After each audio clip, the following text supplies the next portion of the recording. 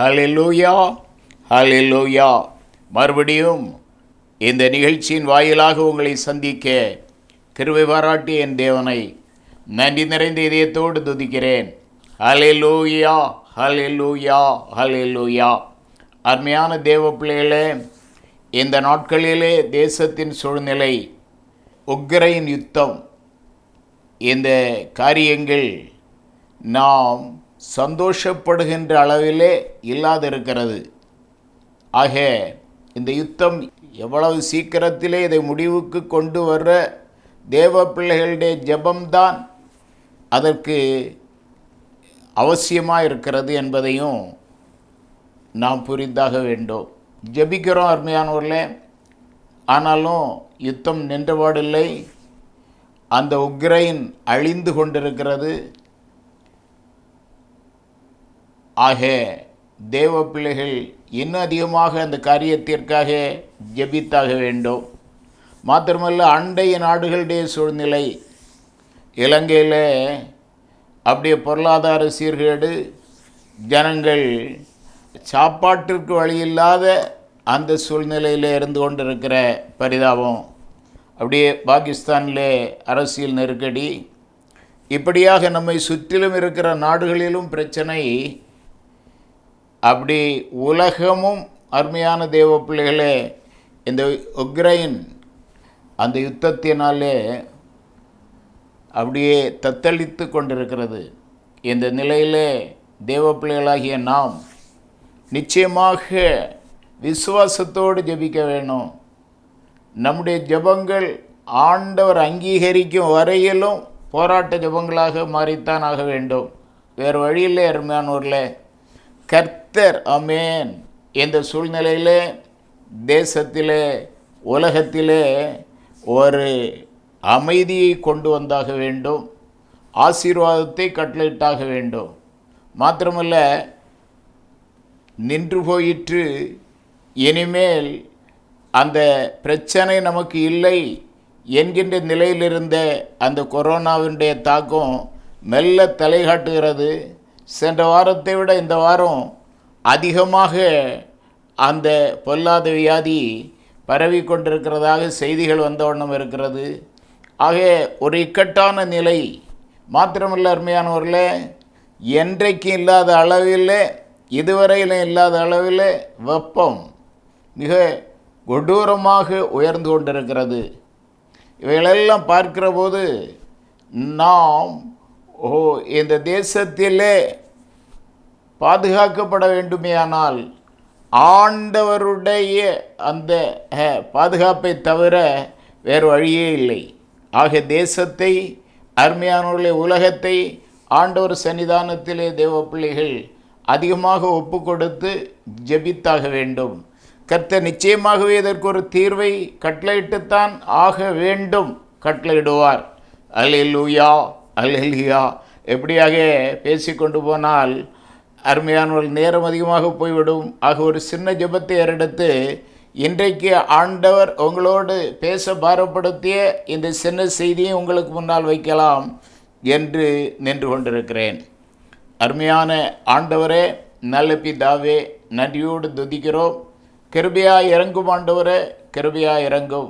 இந்த நாளிலே தேசத்தின் சூழ்நிலை, உலகத்தின் சூழ்நிலை ஆண்டவரே தேவனை பயங்கரமாக இருந்து கொண்டிருக்கிறது. ஆண்டவரே, கர்த்தர் இறங்கி தேசத்திலே ஒரு விடுதலையை, அப்படியே ஆமென் உலகத்திலே ஒரு அமைதியை, எங்களுடைய அண்டை தேசங்களிலே ஒரு நல்ல ஆண்டவரே தேவனே சூழ்நிலைகளை கர்த்தர் உருவாக்க வேண்டும். கர்த்தர் மகிமைப்பட வேண்டும். உம்முடைய கரத்திலே எங்களுடைய விண்ணப்பங்களை வைக்கிறோம். ஆண்டவர் தாமே கிரியை செய்ய வேணும். ஆண்டவர் தாமே காரியங்களை வாக்கி செய்ய வேணும். அப்படியே சிலான்லே ஜனங்கள் ஆண்டவரே பட்டினியாக இருக்கிறார்கள் என்கின்ற செய்தி எங்களை மிகுந்த கவலைக்குள்ளாக்குகிறது ஆண்டவரே. ஆக அந்த தேசத்திற்கு இந்தியா நிச்சயமாகவே உதவி செய்தாக வேண்டும். அந்த உதவிகளை சீக்கிரமாய் செய்ய கர்த்தர் எங்களுடைய தலைவர்களுக்கு நீர் உணர்வுகளை கொடுக்க வேண்டுமாய் ஜெபிக்கிறேன். பாகிஸ்தானிலே ஒரு நிலையான அரசாங்கம் உருவாக வேணும். ஆண்டவர் இறங்கிவிடும்ப்பா, இறங்கிவிடும். அப்படியே ஆண்டவரே உக்ரைனிலே நடைபெறுகின்ற அந்த தீவிரமான போர் தணிந்தாக வேண்டும். கர்த்தர் மகிமைப்படும். உங்களுடைய கரத்திலே இந்த விண்ணப்பங்களை வைக்கிறோம். கர்த்தர் பெரிய காரியங்களை செய்யும். இயேசுவின் நாமத்தில் பிதாவே, ஆமேன், ஆமேன். ஹல்லேலூயா, ஹல்லேலூயா, ஹல்லேலூயா. அருமையான தேவ பிள்ளைகளே, இந்த நாளிலும் உங்களோடு ஒரு சின்ன செய்தியை நான் கூற விரும்புகிறேன். சென்ற நாளிலே இன்றைக்கு நான் என்ன செய்தியை தேவ பிள்ளைகளுக்கு முன்னாலே வைக்க வேண்டும் ஆண்டவரே என்று ஜெபித்த போது ஆண்டவர் என்னுடைய இருதயத்திலே ஒரு வித்தியாசமான பாரத்தை உருவாக்கினார். அருமையானவர்களே, இந்த நாட்களிலே நம்முடைய நாட்டில் இருக்கின்ற, நம்முடைய தேசத்தில் இருக்கின்ற, நம்முடைய மாநிலத்தில் இருக்கின்ற வாலிபர்களுடைய நிலையை பற்றி சிந்திக்க என் ஆண்டவர் எனக்கு ஒரு தருணத்தை தந்தார்.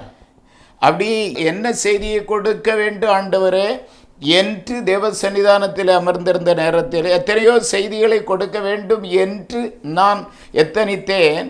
ஆனாலும் என்ற இருதயத்திற்குள்ளே இந்த உணர்வை ஆண்டவர் அப்படியே திருப்ப அந்த உணர்வை தந்து கொண்டிருந்தார்.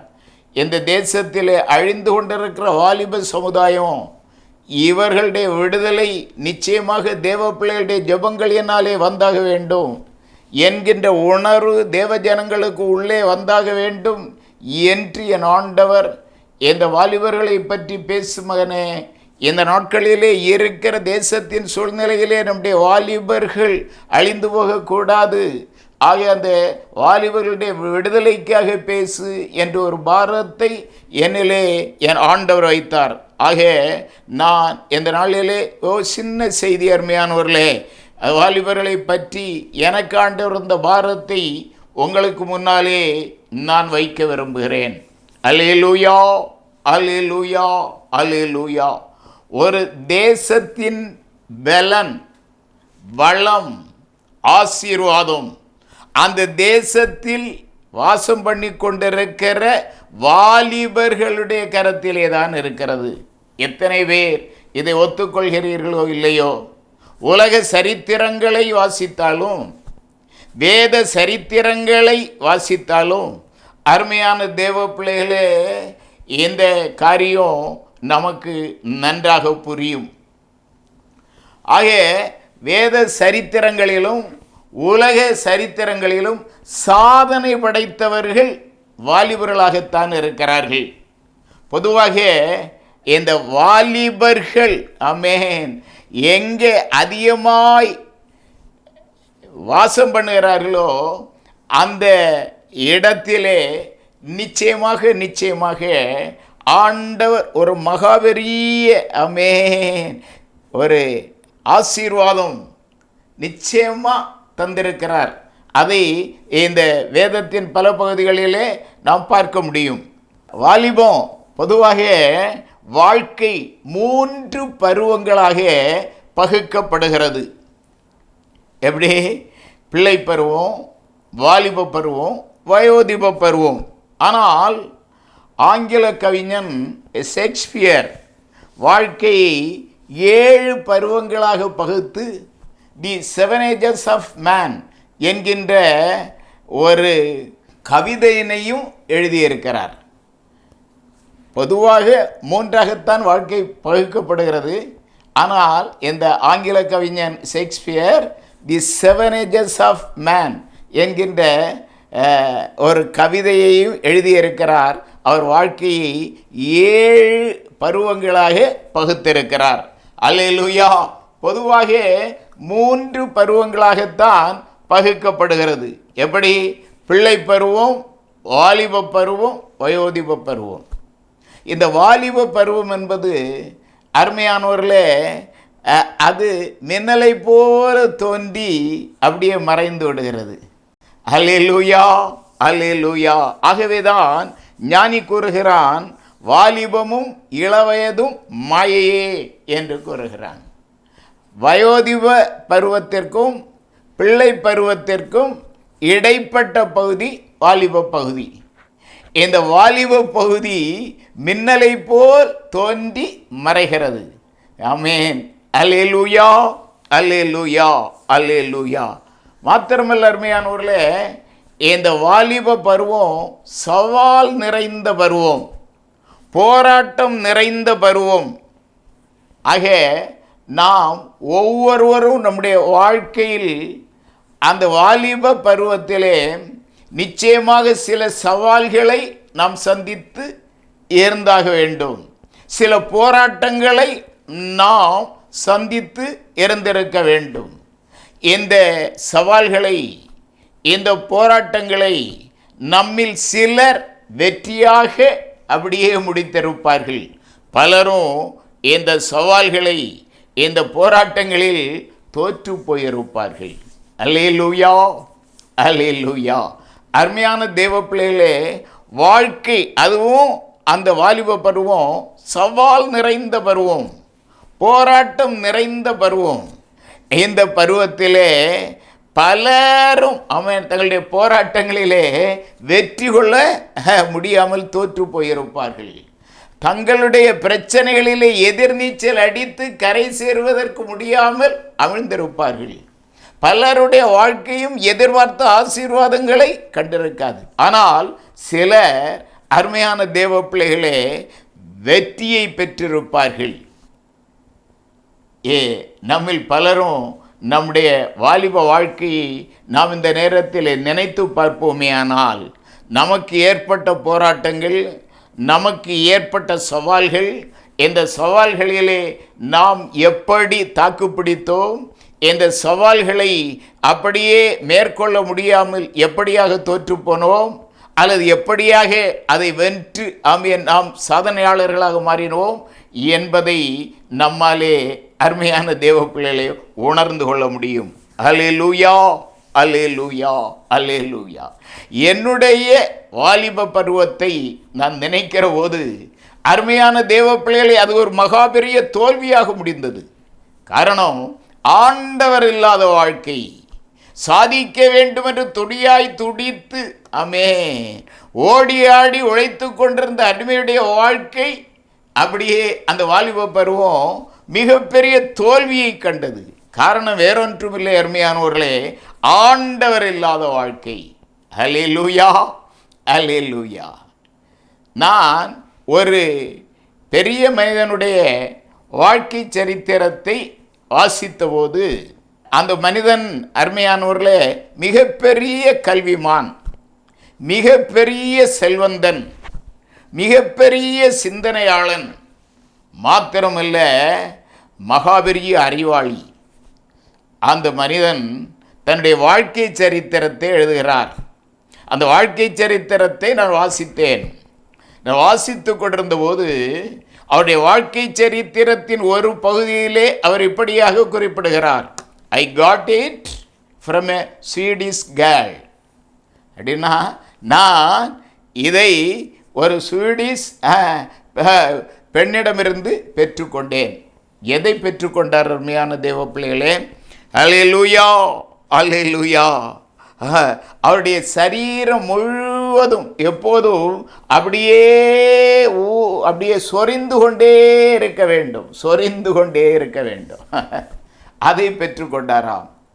அருமையான தேவ பிள்ளைகளே, 2 மணி நேரத்திற்கு ஒரு முறை அவருடைய ஆடைகளை மாற்றியாக வேண்டும்.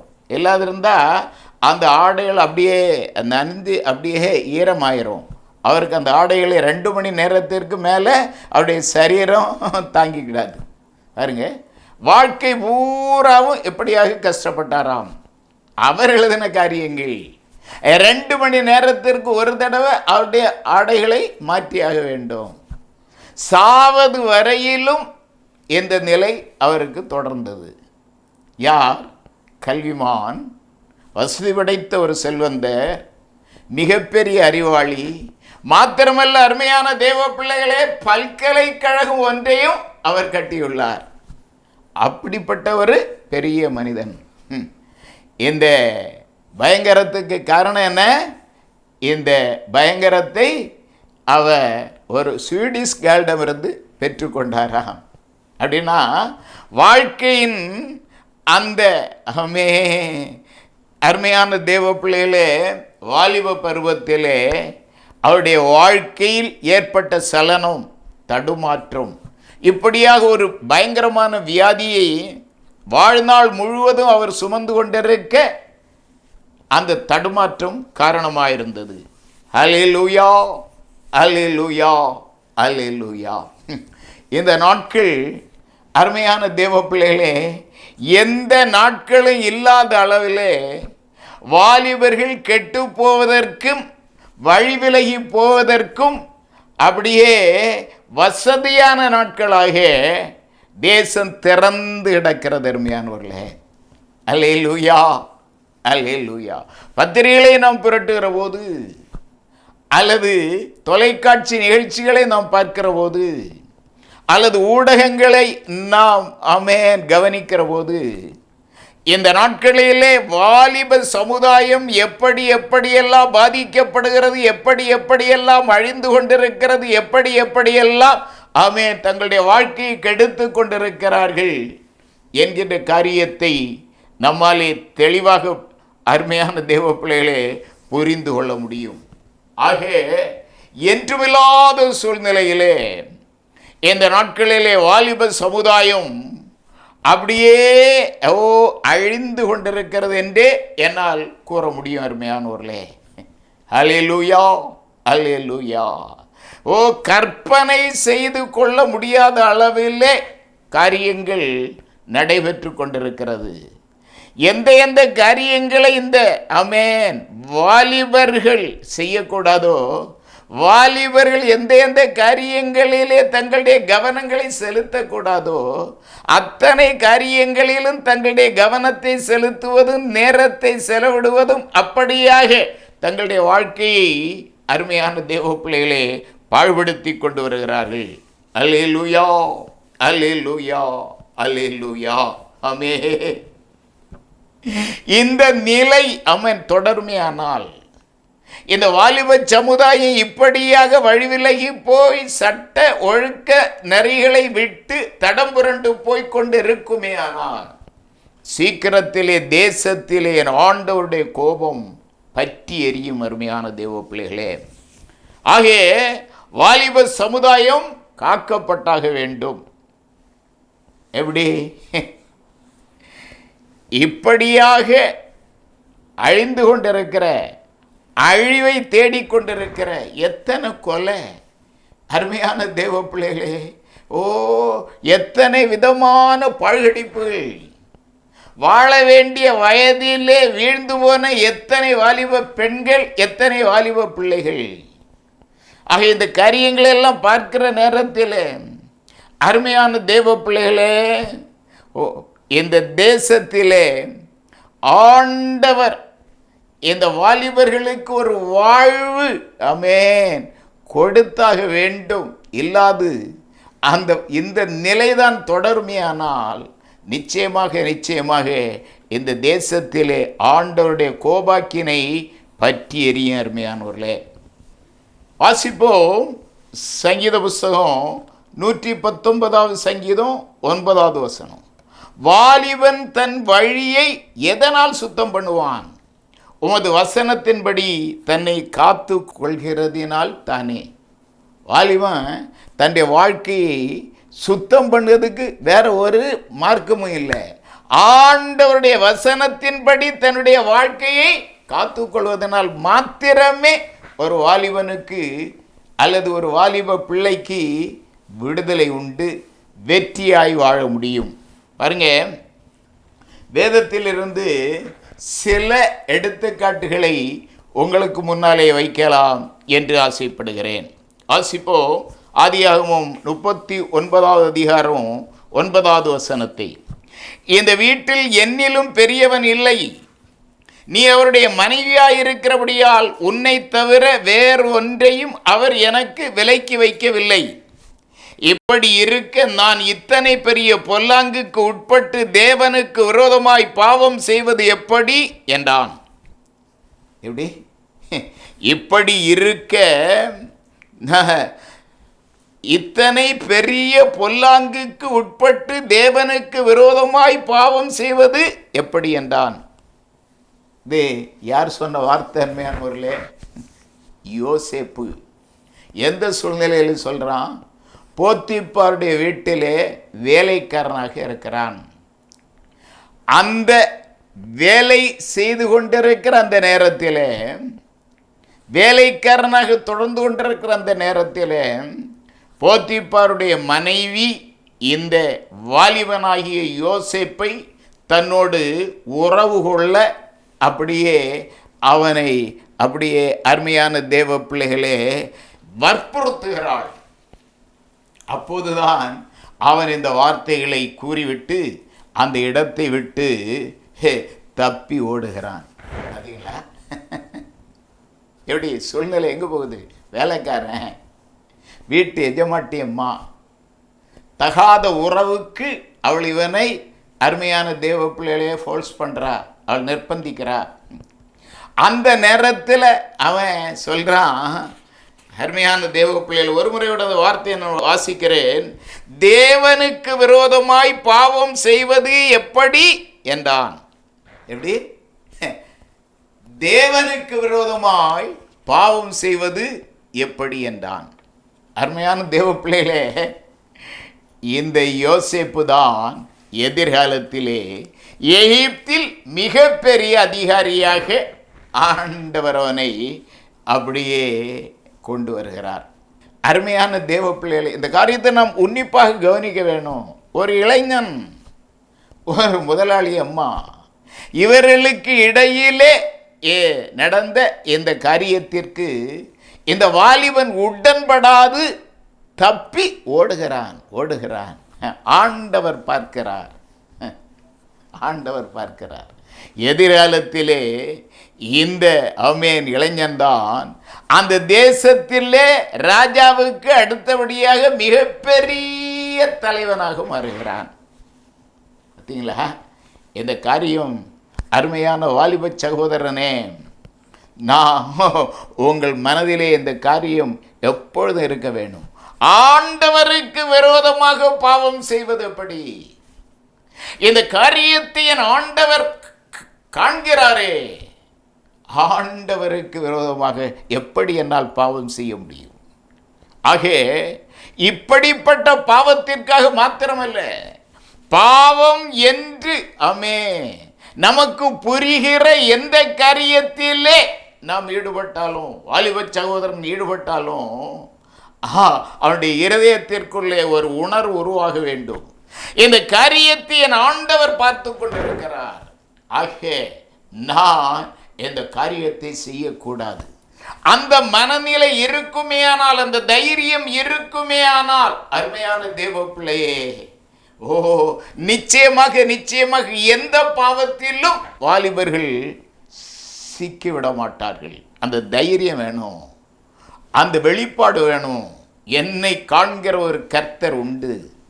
அருமையான தேவ பிள்ளைகளே, அந்த வெளிப்பாடு இந்த யோசேப்பிற்குள்ளே இருந்த காரணத்தினாலே தான் அவன் அந்த இடத்தை விட்டு தப்பி ஓடுறான்.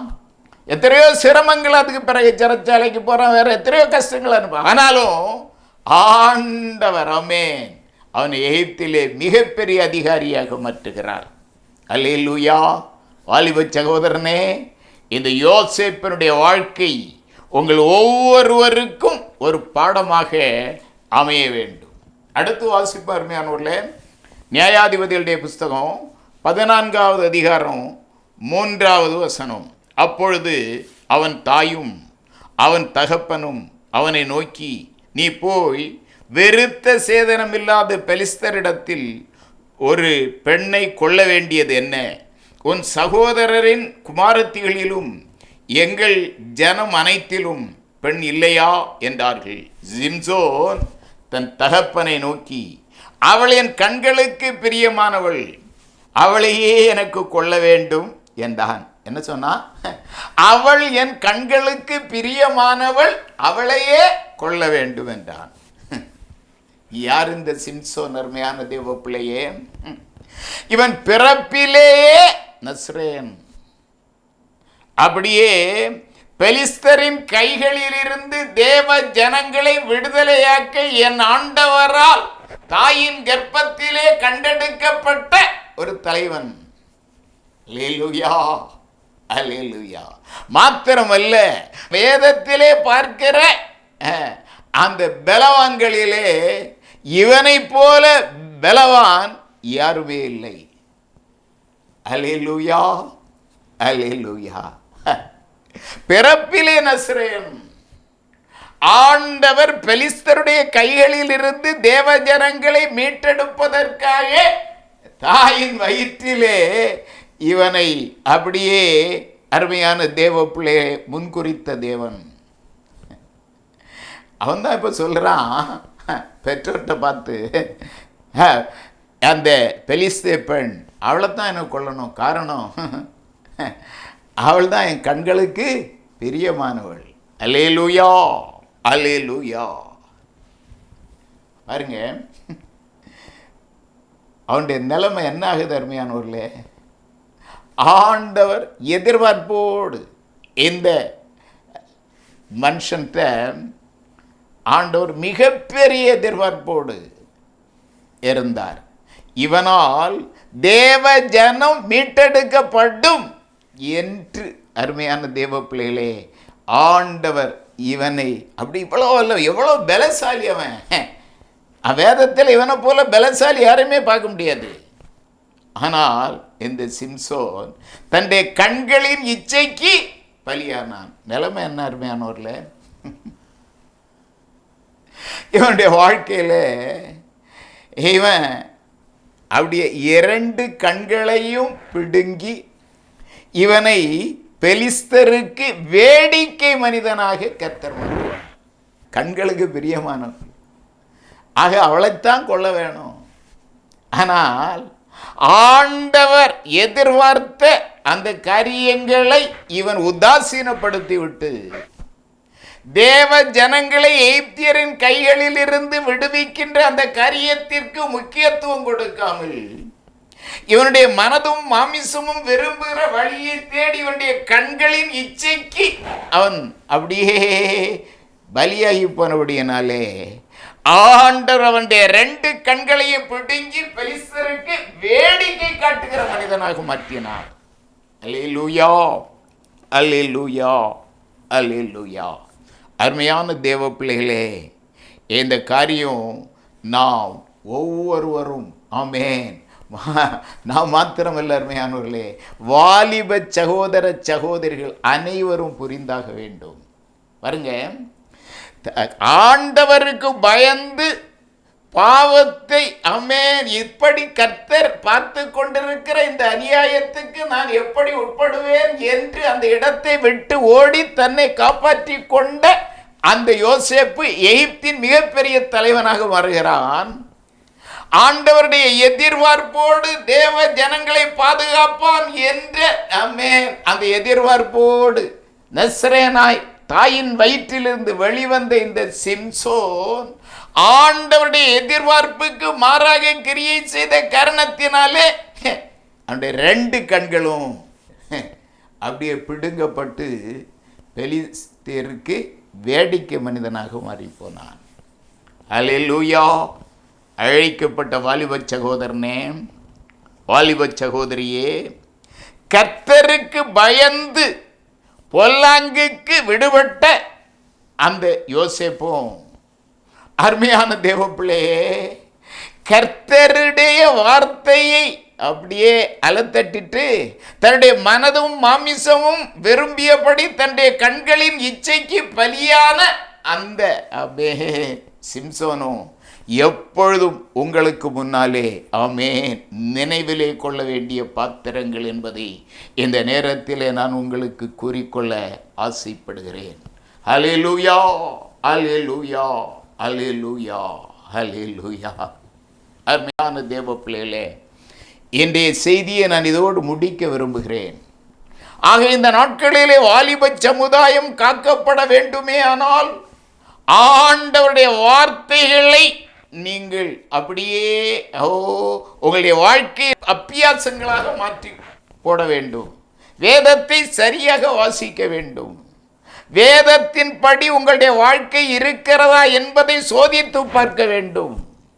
ஆக மனதும் மாமிசமும் விரும்புகிற வழிகளை ஆமென் தெரிந்தெடுத்து கொண்டு நானும் தேவ பிள்ளைதான், நானும் ஊழியக்காரன் தான் என்கின்ற நிலையிலே நம்முடைய வாழ்க்கை தொடருமேயானால் நிச்சயமாக அருமையான தேவ பிள்ளைகளே, நம்முடைய வாழ்க்கை பரிதாபத்திற்குரிய வாழ்க்கையாக முடிந்து போகும். இதை ஒவ்வொரு தேவ பிள்ளைகளும் மாத்திரமல்ல, ஒப்பு கொடுத்தலோடு என் ஆண்டவருடைய பணிக்காக வந்த ஒவ்வொரு ஊழியக்காரனும் ஒவ்வொரு ஊழியக்காரியும் ஆமென் இந்த காரியங்களை எப்பொழுதும் மனதிலே கொள்ள வேண்டும். எப்படி வாழ்க்கையை அப்படியே செம்மைப்படுத்துவது அருமையானவர்களே, ஒரு முறை கூட நான் வாசிக்கிறேன். அல்லேலூயா அல்லேலூயா. வாலிபன் தன் வழியை எதனால் சுத்தம் பண்ணுவான்? உமது வசனத்தின்படி தன்னை காத்துக்கொள்கிறதுனால் தானே. வசனம், வார்த்தை, ஆண்டவருடைய வேதத்திலே எழுதியிருக்கிற சத்தியங்கள், இவைகள் நம்முடைய வாழ்க்கையில் ஆமென் அப்படியே கடைப்பிடிப்பவர்களாக நாம் இருந்து கிறிஸ்தவ வாழ்க்கை செய்வோமேயானால் நிச்சயமாக நாம் இந்த சிம்சோனை போல் தோற்று போன வாழ்க்கைக்கு சொந்தக்காரர்களாக இல்லாமல் இந்த யோசேப்பை போல வெற்றியுள்ள வாழ்க்கைக்கு சொந்தக்காரர்களாக இருப்போம். கர்த்தர் நம்மை கொண்டு பலத்த கிரியைகளை செய்வார், மிகப்பெரிய பொறுப்புகளிலே நம்மை கொண்டு வருவார். ஆக அருமையான வாலிப தம்பி, அருமையான வாலிப தங்கச்சி, இந்த சிம்சோனும் இந்த யோசேப்பும் எப்பொழுதும் உங்களுடைய கண்களுக்கு முன்னாலே நிழலிட்டு கொண்டிருக்க வேண்டும்.